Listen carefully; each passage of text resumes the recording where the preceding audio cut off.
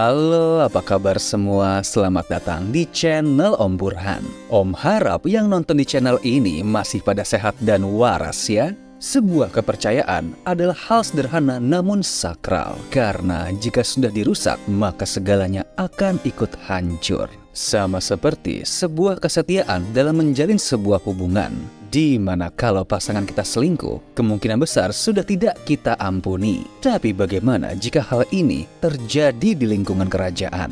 Well, skenario ini kurang lebih akan tergambar pada sebuah film drama asal Denmark berjudul In Kongelig Affair atau A Royal Affair yang dirilis pada tahun 2012, di mana film ini dibintangi oleh aktor psikopat kesayangan kita semua, yakni Om Mads Mikkelsen.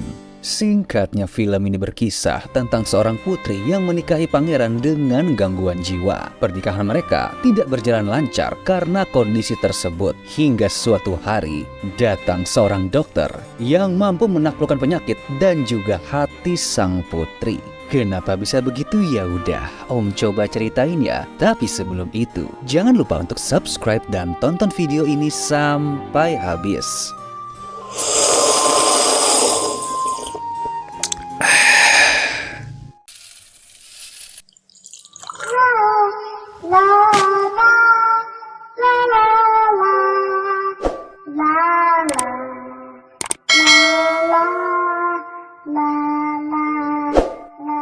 Time story. Are you sitting comfortably? Then I'll begin. Oh iya, sebelum mulai, sebagai gambaran, film ini berlatar pada tahun 1700-an, di mana pada zaman itu kerap terjadi penindasan yang berlandaskan agama. Reformasi pun terjadi sebab muncul banyak cendekiawan yang menuntut kebebasan rakyat. Dan zaman ini juga disebut dengan Aufklärung atau era pencerahan. Film diawali dengan memperkenalkan seorang putri kerajaan bernama Caroline Mathilde yang sedang menulis surat kepada anaknya tentang sebuah kebenaran yang ingin diungkap. Kemudian adegan berganti mundur ke kejadian 9 tahun sebelumnya di Inggris. Terdapat Caroline dengan dayang-dayangnya sedang berada di taman bunga. Dia ini telah dijodohkan sejak dini dengan Christian ke-7, seorang pangeran asal Denmark. Pria itu dipercaya sebagai sosok yang menarik dan artistik dan merupakan sosok sempurna baginya. Namun di balik itu, ia resah dan takut jika tidak disukai dengan Christian. Meski begitu, ibunya berusaha menenangkannya karena anaknya itu cukup berprestasi sebab telah menulis banyak buku. Adegan berganti di Denmark. Caroline menemui sang pangeran dengan kereta kuda. Setibanya di sana, ia disambut oleh Louis von Pleasant dan Ravenclaw sebagai dayang dan guru Caroline. Mereka mengantarkan sang putri untuk menemui pangeran. Namun, gerak-gerik sang pangeran nampak aneh dan kaku. Berbeda dengan Caroline yang halus dan santun. Hari berlalu, kini Caroline tinggal di istana. Sang putri selalu ditemani oleh Louis kemanapun. Ia tidak dapat membaca buku kesukaannya yang dikirim dari Inggris karena tidak lulus sensor oleh pemerintah Denmark. Meski begitu, Louis tetap berusaha akan mencari bacaan yang menarik untuknya. Saat malam hari, Caroline menghadiri makan malam kerajaan. Louis memperkenalkan beberapa anggota kerajaan sambil menjelaskan wataknya. Tak lupa, ia mengundang Christian untuk ke kamarnya setelah acara. Setelah sesi makan malam, Caroline menampilkan kemampuan bermusiknya. Dan terlihat kalau semua orang terkesima dengan hal ini. Namun tidak dengan Christian, karena ia memang enggak terlalu peduli dan menghentikan penampilannya. Dari sini kita mengetahui kalau watak Christian memang kasar dan tidak sopan, di mana Caroline cukup syok saat mengetahuinya. Bahkan ketika di dalam kamar, Christian sempat memaksa untuk berhubungan badan dengan Caroline. Namun Caroline dengan sabar menghadapi pasangannya yang tidak sesuai ekspektasinya itu. Meski sering diperlakukan dengan kasar dan disakiti, ia rela bertahan karena mengingat posisinya kini adalah seorang ratu Denmark. Hingga akhirnya ia pun hamil dan dalam waktu dekat akan segera melahirkan. Namun Christian malah memutuskan untuk pergi berkeliling Eropa, dan Caroline hanya bisa pasrah menerima kenyataan itu. Suatu hari seseorang ditugaskan mencari dokter berkebangsaan Jerman, dan orang ini pun bertemu dengan Johann Friedrich, yakni seorang dokter desa yang terkenal, di mana karena kepintarannya ia diminta untuk mengikuti seleksi menjadi kandidat dokter pribadi kerajaan. Namun Johann merasa kurang percaya diri karena ia juga seorang aktivis era pencerah, di mana hal ini tentu bertentangan dengan kebijakan kerajaan. Namun ia didukung oleh teman-temannya karena kesempatan ini mampu membantu mereka juga. Singkat cerita, hari ujian pun tiba. Sebelum masuk ke ruangan, Johann diberitahu bahwa sang raja sudah agak bermasalah sejak kecil. Dan dengan informasi itu, Johann mencoba untuk memahami jalan pikiran sang raja. Dan akhirnya, dia pun diangkat sebagai dokter pribadi kerajaan. Setelah beberapa waktu, akhirnya raja kembali ke istana bersama Dr. Johann. Terlihat kalau Christian nampak kesal karena nggak ada rakyat yang menyambutnya. Namun dengan cerdik, Johann mampu membujuk sang raja untuk berenang saja agar merasa bahagia. Di sini beberapa orang dari kerajaan kurang menyukai Johann karena ia dipercaya membawa dampak buruk pada raja, di mana hal itu mampu membuat sang raja memecat Ravenclaw, yakni guru pribadinya sejak kecil. Raja ini cukup senang dengan kehadiran Johann, bahkan mengajaknya untuk ke perkumpulan dewan demi membahas politik. Secara tidak langsung, Johann mengetahui politik dan cara kerja sang raja yang dirasa kurang kompeten. Malam harinya, Johann, raja dan teman-temannya pulang dari rumah bordil dalam kondisi mabuk. Ratu yang melihat pun langsung kesal karena raja ini selalu begitu setiap malam. Namun tentu saja sang raja tidak peduli. Keesokan hari pun, sang raja curhat karena sang ratu adalah orang yang sangat membosankan dan menduga kalau mungkin saja dia sakit. Kemudian memerintahkan Johann untuk memeriksa sang ratu dan mengobatinya agar menjadi sosok yang lebih menyenangkan. Johann mendiagnosa bahwa sang ratu hanya merasa bosan dan direkomendasikan untuk berlibur ke rumah musim panas. Ia pun melihat koleksi buku milik Johann dan meminjam salah satu buku karangan Rousseau, di mana banyak gagasannya yang mampu membuat revolusi seperti di Perancis, dan juga pengembangan ekonomi, pendidikan, dan politik yang lebih modern. Kemudian Ratu memboyong keluarganya ke rumah musim panas yang terletak di Jerman. Semua nampak bahagia dan menikmati suasana di sana, termasuk sang putri. Pada saat yang sama, Ratu ternyata mengapresiasi Johann karena ia disukai para kaum bangsawan. Mereka pun berkuda bersama untuk bersenang-senang, serta juga senang membahas tentang konsep era pencerahan dan filsuf revolusioner.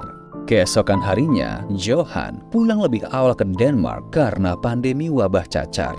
Dan sudah banyak orang yang meninggal akibat wabah ini. Walau sekarang ini ia adalah dokter kerajaan, namun tetap peduli dengan kesehatan rakyat. Para dewan berdiskusi tentang penggunaan vaksin yang akan diterapkan Johann karena cukup takut dengan resiko yang ditimbulkan. Namun Johann berusaha membujuk agar tindakan ini dilakukan karena cacar dapat menjangkiti siapapun. Walau diliputi kecemasan, beruntungnya vaksin berhasil bekerja di tubuh Pangeran Frederick, yakni anak raja dan Ratu Denmark, di mana hal ini dimanfaatkan oleh sang ratu untuk mengadakan pengobatan bagi seluruh rakyatnya yang terjangkit cacar. Sepertinya benih cinta mulai tumbuh di antara sang ratu dan Johann karena ia pernah mengirimi ratu tulisan dan buku tentang revolusi serta kebebasan, di mana hal ini adalah topik yang mereka minati. Johann pun juga kerap memperhatikan sang ratu dari kejauhan. Tapi hal ini tentu saja tidak didukung oleh kawannya karena kasus perselingkuhan dalam kerajaan akan mendapat hukuman mati yang mengerikan.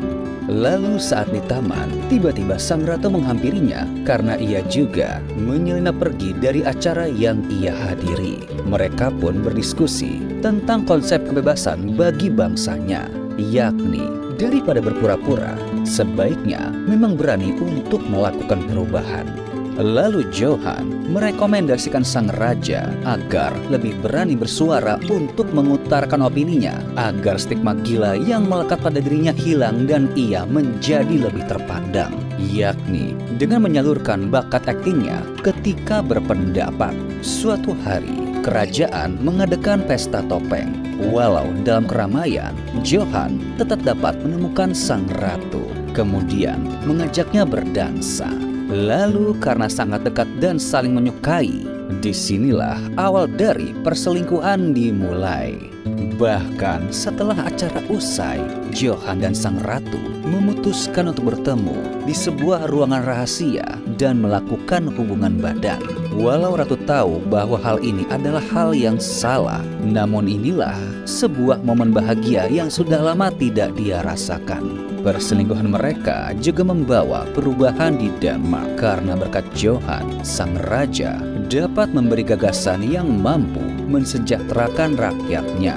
Walau terkadang pendapatnya juga ditolak. Karena itulah, untuk mendukung raja, Johan harus mendapatkan posisi agar sang raja memiliki rekan dan tidak mudah dijatuhkan oleh jajaran dewan. Usulan untuk menjadikan Johan sebagai anggota dewan menjadi agenda dalam persidangan. Ternyata, selain menjadi dokter, Johan juga kerap menuliskan aspirasinya terkait hak pekerja serta sekulerisme. Hal ini tentu membuat negara gusar, sebab gagasan dari seorang pencerah tidak sejalan dengan ideologi yang dianut pemerintah di sana. Suatu hari sang raja dan Johan diundang ke perkumpulan dewan. Namun saat Johan ingin berpendapat, ia dilarang oleh dewan yang lain karena idenya terlalu berbahaya. Bahkan seluruh dewan meminta untuk mendeportasi Johan. Tapi hal ini membuat sang raja murka. Kemudian memerintahkan para pengawal untuk melepaskan Johan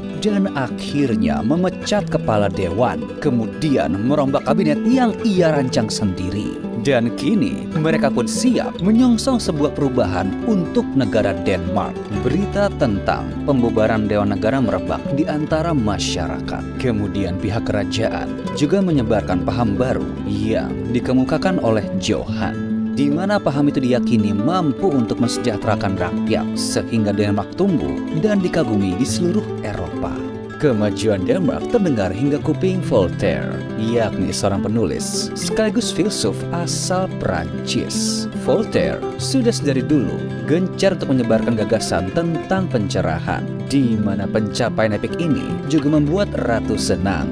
Di tengah momen seperti ini, ternyata sang ratu sedang mengandung anak dari Johan. Ratu pun tidak ingin menggugurkannya, walau ia tahu kalau sudah jarang berhubungan badan dengan sang raja.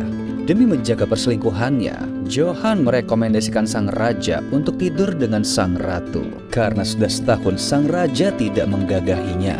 Namun setelah itu, sang ratu sudah nggak ingin bertemu dengan Johan demi menjaga nama baik dan nasib anaknya. Sebab sang raja juga telah berubah. Sosoknya menjadi lebih hangat dan lebih peduli atas kehamilannya saat ini.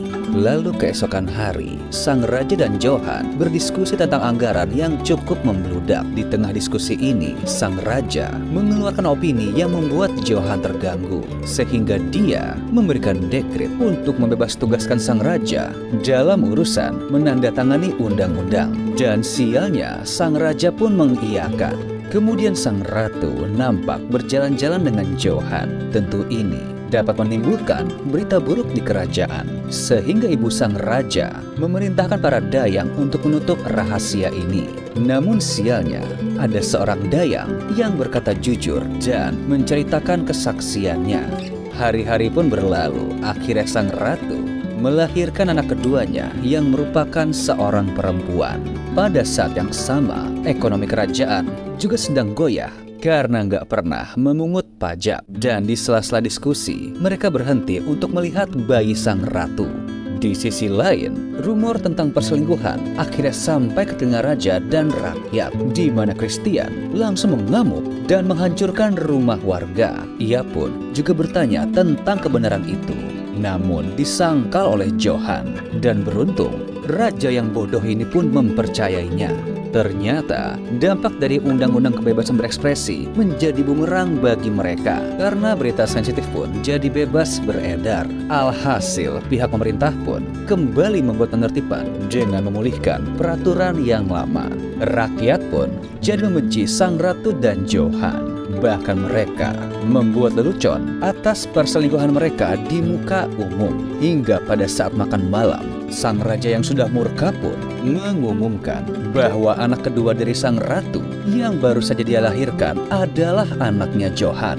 Johan pun akhirnya mengakui kesalahannya kepada sang raja. Dan saat ini, keinginan Christian hanyalah agar semua kembali seperti semula. Suatu ketika, pada saat malam pesta dansa, sang ratu yang akan menghadiri tiba-tiba pingsan akibat terlalu banyak menggunakan obat penenang. Ketika siuman, ia pun menyuruh Johan untuk menjadi raja di tempat lain. Namun ide ini dia tolak karena cukup riskan.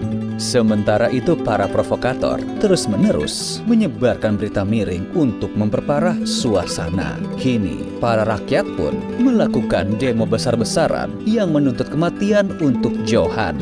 Kini warga yang marah telah masuk ke wilayah istana. Sang raja pun tidak berani untuk menghadapinya dan menyerahkan semua urusan ke Johan. Namun dia malah mengabaikan pihak mendemo dan mengobrol dengan sang ratu.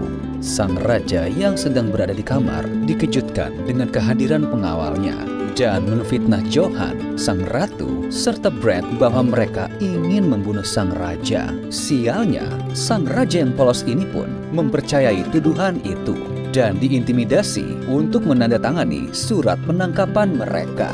Alhasil, Johan, sang ratu dan Brand akhirnya dijemput dan ditahan oleh para pengawal atas tuduhan konspirasi. Namun, sang anak sulung ratu tidak diperbolehkan ikut karena dia adalah sang pewaris tahta. Lalu Johan diinterogasi dengan kasar oleh para pengawal hingga akhirnya ia mengaku tentang perbuatannya. Beruntung, ia dan Brand akan diampuni oleh raja, di mana berita baik ini disampaikan oleh sang ratu melalui surat yang dibuat oleh sang raja sendiri. Namun pihak kabinet mensiasati pengampunan ini dan meminta Johan untuk menulis pengakuan dosanya dengan alasan agar dia segera bertobat. Dengan pengakuan dosa ini, sama saja dengan mereka menerima keputusan eksekusi, di mana terlihat kalau banyak warga yang juga ikut menyaksikan, tapi sang raja tidak tampak berada di sana. Dan setelah menunggu beberapa saat, Johan dan Brand dieksekusi dengan cara dipenggal. Hal ini jelas menghancurkan hati sang ratu karena pria yang dia cintai kini telah tiada. Dan sebenarnya tindakan ini merupakan kerjasama licik dari para mantan kabinet yang dendam dengan Johan. Sang raja terlihat seperti kehilangan kekuatannya dan tidak dapat berbuat apa-apa lagi. Lalu sang ratu pun dihukum dengan diasingkan ke Jerman. Namun ia merasa sedikit senang karena di sanalah tempat Johan bekerja dan hidup selama ini. Namun ia tetap diawasi oleh pihak kerajaan serta nggak boleh berjumpa dengan kedua anaknya. Di penghujung usianya, ia menulis semua kisah hidupnya untuk sang anak. Kemudian menitipkan surat itu kepada sahabat lamanya, serta berpesan untuk memberikannya ketika mereka telah cukup dewasa. Dan pada akhirnya, sang ratu meninggal karena sakit yang dia derita. Waktu pun berlalu. Sejak kematian Johan, Denmark menjadi negara yang tertinggal daripada negara lain di Eropa. Hal ini disebabkan karena sistem pemerintah tidak dijalankan dengan asas logika.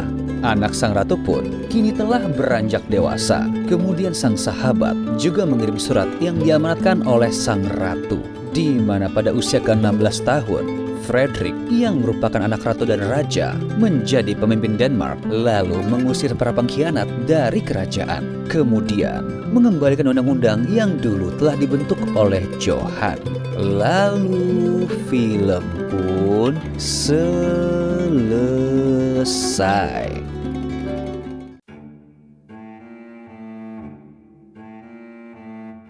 Gimana filmnya? Well, cukup mengharukan ya. Tidak biasanya kita melihat sosok Om Mads Mikkelsen menjadi tokoh yang cukup terzolimi. di mana kemampuan aktingnya pasti membuat kita terhanyut. Film ini pun berasal dari sebuah kisah nyata di Denmark, di mana semua tokoh dan cerita yang ada memang diadaptasi dari kisah sebenarnya. Jadi secara nggak langsung kita pun juga belajar sejarah tentang revolusi melalui film ini. Jadi ya gimana? Apakah wawasan kalian semakin bertambah atau tidak? Silahkan komen di kolom komentar ya. Oke deh, sekian dulu ya dari Om tentang film ini. Kalau kalian masih penasaran, monggo streaming langsung aja, dan bila terhibur, monggo subscribe atau komen channel Om biar makin semangat lagi bikinnya. Thank you.